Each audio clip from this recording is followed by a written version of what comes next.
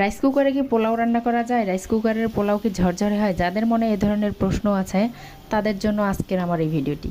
চলুন রেসিপিটি শুরু করা যাক। রাইস কুকারে ভাজা জিনিসটা তেমন ভালো হয় না, তো এটা আমি চুলোয় করে নেব। পেঁয়াজটা বাদামি করে ভেজে এরপর চালটা দিয়ে দিয়েছি। তো আমি চালটা খুব বেশি ভাজবো না, চালটা খুব বেশি ভাজা হয়ে গেলে পোলাওয়ের কালারটা ভালো আসবে না।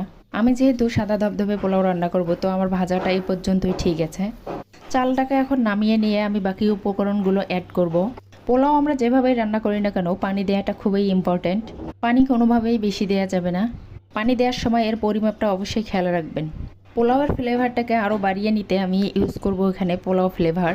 উপকরণ দিয়ে আমি একটু নেড়ে চেড়ে এটা ঢাকা দিয়ে দেব।